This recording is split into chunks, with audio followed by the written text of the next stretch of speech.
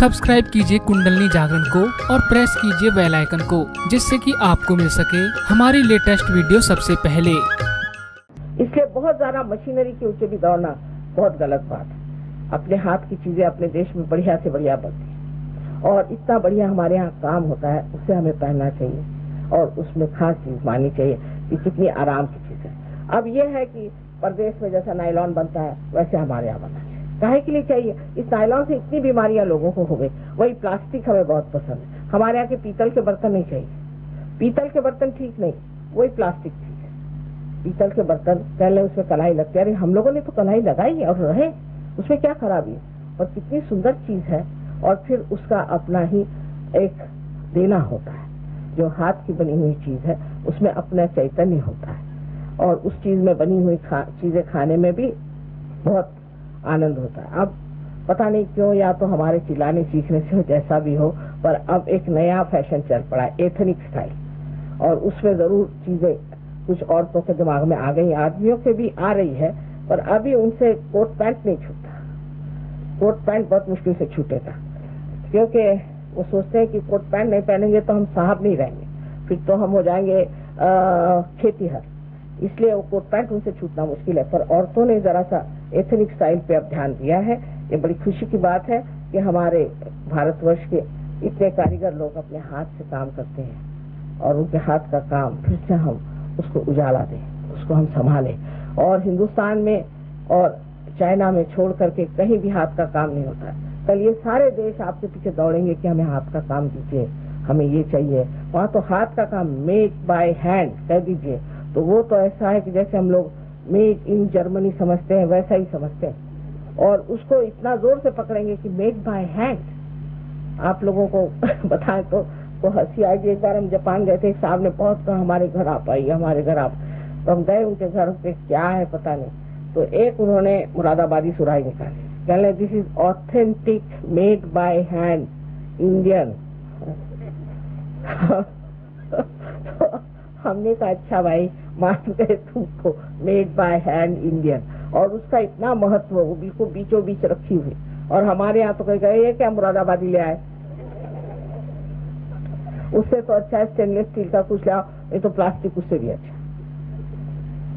तो जब आदमी में गहराई आ जाती है, जब वो गहनता में उतरता है, जब किसी चीज को गहराई से सोचता है, तो हर एक चीज को सोचता है ये मैं क्या कर रहा हूँ, ये मैं क्या चीज इस्तेमाल कर रहा हूँ, इसमें तो कोई चैतन्य नहीं, ये प्लास्टिक में कुछ नहीं, इसको क्यों मैं इस्तेमाल कर रहा हूँ। इससे अच्छा एक ही अच्छी चीज क्यों न रख लूं घर में, एक ही अच्छा बर्तन क्यों न रख लूं मैं घर में। क्यों मैं इस तरह से ऐसी चीजों की तरफ ध्यान दे रहा हूँ जिसमें चैतन्य नहीं, पर वो गहराई आनी चाहिए, आपके अंदर वो चैतन्य आना चाहिए। जब वो चैतन्य आ जाता है तो आदमी उस तरफ जाता है जहाँ उसे एक समाधान और एक नई सौंदर्य दृष्टि मिलती है। उस सौंदर्य दृष्टि में वो देखता है कि किस तरह की चीज सुंदर होती है, किस तरह की चीज अच्छी होती है, जिसके अंदर चैतन्य होता है। जो अधिक सबसे सुंदर चीज है, जैसे समझ लीजिए मोनालिसा का पेंटिंग है, मोनालिसा के पेंटिंग से वाइब्रेशंस आते हैं। कोई सी भी बहुत सुंदर जो चीज होती है जिसमें कोई कहना चाहिए कि जो बिल्कुल परफेक्ट, उसमें से वाइब्रेशंस आते हैं। आपको आश्चर्य होगा कि कितना संबंध है इससे, जब तक मतलब वो परमात्मा को अच्छी लगे। जो चीज परमात्मा को अच्छी लगी उससे चैतन्य आता है, और ऐसी चीजें आप इस्तेमाल करें जिसमें से चैतन्य है तो आपको कोई परेशानी नहीं हो। लेकिन उधर ध्यान देने के लिए पहले आपको सहयोगी बनना पड़ेगा और जानना पड़ेगा सहयोग क्या है। तब आप समझ सकते हैं कि आप अब उस संवेदनशील स्थिति में पहुंच गए हैं जहाँ पर कि आपको चैतन्य क्या है ये जाना जाएगा। अब करीबन मैंने सब चक्र बताया, एक सहस्त्रार छोड़। सहस्त्रार में आपके मैंने बताया था 1000 नाड़ियां हैं, और वो ये जो आपको बीच में जगह दिखाई देती है उसके चारों तरफ 1000 नाड़ियां हैं, और ये संवेदनशील है हमारे आनंद के लिए। इस वक्त हम आत्मा को प्राप्त करते हैं तो हमारे अंदर जो आनंद की अनुभूति होती है वो इसी ब्रेन के उसी हिस्से में होती है जिसे हम लिम्बिक एरिया कहते हैं। और जो हमारा चित्त आलोकित हो जाता है, चित्त जो आलोकित हो जाता है वो भी इसी जगह से कार्यान्वित होता है। जैसे कि आत्मा के लिए कहा गया है कि ये चित्त और आनंद ये सभी का मेन है। लोग कहते हैं आनंद और चित्त कैसे होगा? सच्चिदानंद, सत, फिर और सत्य भी हो सकता है। सत्य कैसे आनंद दे सकता है और चित्त कैसे आनंद दे सकता है और आनंद जो चीज है वो कैसे मिल सकती है? मतलब लोगों के दिमाग में इसके बारे में भ्रांति सी आ जाती है। अब सच्चित आनंद की जो बात है आत्मा की, सो ऐसी है कि जब आपकी ये लिम्बिक एरिया जागरूक हो जाती है तो आप सत्य को जानते हैं, क्योंकि आपके हाथ से चैतन्य बहने लग जाता है। फिर आप किसी की और भी ऐसा हाथ करेंगे तो आप जान जाएंगे कि इस उंगली में पकड़ आ रही, इस उंगली में पकड़ आ रही, क्या इसकी तकलीफें हैं, कौन सी इसकी श्रेणी है, ये आदमी अच्छा है कि बुरा है, ये आप उस चैतन्य से जान जाएंगे। माने आप केवल सत्य को जान सकते हैं। यहाँ बैठे बैठे आप जान सकते हैं कोई भी आदमी जो बहुत दूर है कि आप उस आदमी के बारे में सब कुछ इस तरह से जानते हैं कि वो इतना दूर होते हुए उसकी कौन सी तकलीफें हैं, उनके चक्र कौन से पकड़े हुए हैं, उनको क्या परेशानी। और अगर आपको सहयोग में आप बिल्कुल पूरी तरह से प्रवीण हो जाए तो आप उसको ठीक भी कर सकते हैं और उनकी दशा भी ठीक कर सकते हैं। ये तो लिम्बिक एरिया में ही ये कार्य होता है जहाँ आप केवल सत्य को जानते हैं। मतलब ये कि जब आपका चित्त किसी भी इंसान की तरफ जाता है, किसी भी इंसान की तरफ जाता है तो आप उसके बारे में जान सकते हैं, पहली बात। दूसरी बात, इतना ही नहीं कि आप जान सकते हैं, लेकिन दूसरी बात यह है कि अगर आपका चित्त उसकी ओर गया तो आप उसको कार्यान्वित कर सकते हैं। यानी जैसे समझ लीजिए टेलीविजन में आप किसी इंसान को देख रहे हैं तो वहां से प्रसारित हुआ वो एक चित्र हमारे सामने आया, लेकिन वो चित्र सिर्फ टेलीविजन में ही रहता है, उसमें से निकल के कुछ कार्य नहीं करता। पर ये जो चित्र है, ये जब आप इसको प्रोजेक्ट करते हैं तो वो जा करके कार्य भी करता है।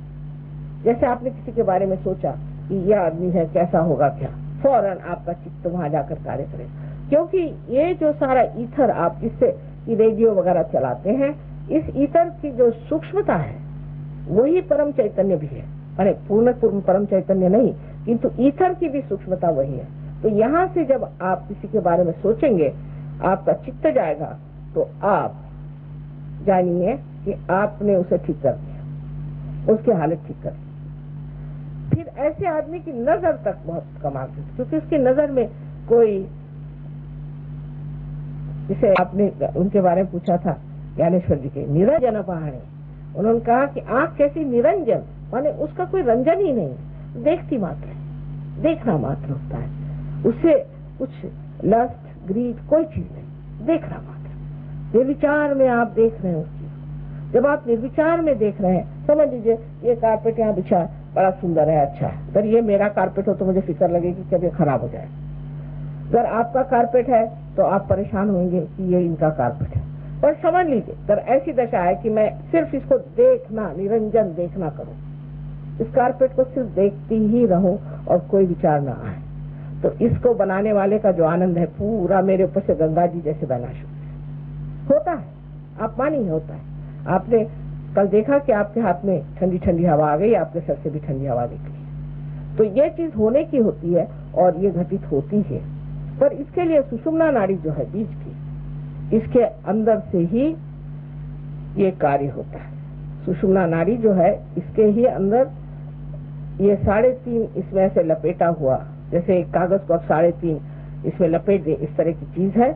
उसके बराबर बीच से जो ब्रह्म नाड़ी है उसमें से ही कुंडलिनी निकलती है, और जब वो निकलती है और इसको ब्रह्मरंध्र को छेद कर बाहर निकल आती है तो आपको आश्चर्य होगा कि उस वक्त आपके आत्मा का जो प्रकाश है आपके चित्त में आ जाता है, और इसीलिए आपके चित्त से आप बहुत चीज कार्य कर सकते हैं। अब दूसरी चीज ये है कि सत्य आप कैसे जानते हैं, क्योंकि आपका लिम्बिक एरिया जो है वही एनलाइटेंड हो जाता है और आपके हाथों में आप सत्य जान सकते हैं।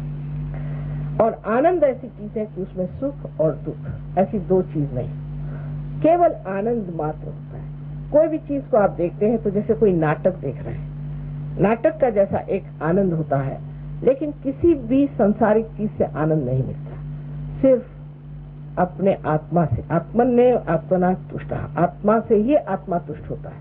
अपने आत्मा से ही जो प्रकाश आता है उसका जो आनंद है, तो जैसे कबीरदास जी ने कहा कि फिर अब मस्त हुए फिर क्या बोले। जो मस्ती आ जाती है तो क्या बोले, उस मजा में क्या बोलने का रह जाता है।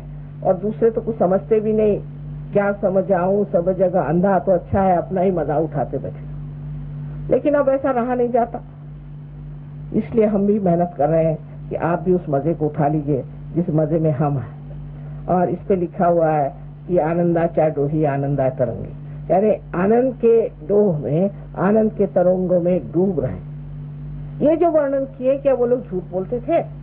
और उसी दशा में आप अगर जा सकते हैं तो आपको जाना चाहिए और इसे प्राप्त करना चाहिए, और ये आपका अधिकार है। यह सुषुम्ना नाड़ी जो बीच की है, इसमें कभी कभी खलल पड़ जाता है, क्योंकि या तो आप लेफ्ट में ज्यादा जाते हैं, राइट में ज्यादा जाते हैं, तो इस असंतुलन से, इस इम्बैलेंस से आपकी सुषुम्ना खराब हो जाती है, और इसी के कारण कभी कभी कुंडलिनी के चढ़ने में दिक्कत होती है। पर जो वर्णन किया गया है कि कुंडलिनी के चढ़ने से ये होता है, वैसा कुछ नहीं होता है। इसको भी ठीक किया जा सकता है, आपको संतुलन में भी लाया जा सकता है, और आप इस आनंद को भी बहुत सहज में प्राप्त कर सकते हैं। पर इसमें एक बात है कि आज का सहयोग एक समष्टि का है, एक व्यक्ति का नहीं, कलेक्टिव है, एक पूर्ण विराट का है। उसका अंग प्रत्यंग आपको होना चाहिए। घर आप चाहे मैं अपने घर में फोटो रख के पूजा करता हूँ, मैं फलाना, उससे कुछ फायदा नहीं होने वाला। कल फिर कोई ना कोई बीमारी हो जाएगी, कल कोई ना कोई विपदा आ जाएगी, तकलीफ हो जाएगी। इसलिए आपको कलेक्टिव में आना चाहिए। आज मुझे ऐसा लगा, मतलब विचार करने पर, कि ये जो इतने बड़े बड़े लोग बनते हैं और जो अपने को बहुत बड़ा समझते हैं, ये लोग सहयोग में क्यों नहीं आते? इधर उधर आए गहरे नत्थु खैरे लोगों के पास जाते हैं, उनके चरण छूते हैं, आखिर क्या बात? आज सोचने पे एक विचार आया मुझे कि हो सकता है कि इन लोगों को सबको प्राइवेट ऑडियंस चाहिए, कि प्राइवेटली मिले। अब यहाँ तो सर्वसाधारण जनता के बीच में ऐसे बड़े बड़े लोग आए तो उनके तामझाम ही खत्म हो जाए, इसीलिए शायद वो लोग नहीं आते। और ईसा मसीह ने कहा है कि ऐसे लोग परमात्मा के साम्राज्य में नहीं जा सकते। साफ साफ उन्होंने कहा कि एक बार एक ऊंट जो है वो सुई के छेद में से लांग जाएगा, पर ये लोग परमात्मा के साम्राज्य में नहीं आते। साफ साफ कहते, क्योंकि इतना इनको नुकसान होता है, इतनी तकलीफें होती हैं, इन गुरुओं से मार खाते हैं, मुझे बार बार बुलाते हैं, हमें ठीक करिए, ये करिए, पर ये सारे साधारण समाज में साधारण इसमें नहीं आते। इनके लिए बिल्कुल पॉश होटल चाहिए कि पॉश आश्रम चाहिए, समझ में नहीं आता। ये तो परमात्मा की चीज है। राजा जनक इतने बड़े राजा थे, पर जब कभी किसी गुरु के पास जाते थे तो जमीन पर बैठकर उनसे वार्तालाप करते थे। श्री राम को आपने देखा है, श्री कृष्ण को आपने देखा, सब राजा थे, लेकिन राजा होते हुए भी उनमें कितनी नम्रता थी। पहले जमाने में हमने यहाँ भी देखा कि बहुत से लोग बड़े नम्र थे। बहुत बड़े बड़े लोग जो हमारे पास आए हमेशा जमीन पर बैठकर बात करते थे कि आप संत हैं, हम आपके सामने नहीं बैठे। पर आजकल के लोगों को मुझे लगता है इसका बड़ा घमंड है कि हम बहुत बड़े आदमी हैं और हम कैसे ऐसे समाज में जाएं जहाँ की लोग सर्वसामान्य हैं। इन सामान्यों में से ये असामान्य निकलने वाला है, इन्हीं में असामान्य है, और यही लोग इसको पाने वाले हैं, और बाकी जो है उनकी हमें तलाश ही नहीं। तो इसलिए आपसे कहना है कि ये आप भी कोई असामान्य चीज है उसे प्राप्त करें और इस आनंद में हमेशा के लिए डूबते रहें। परमात्मा आप सबको आशीर्वाद।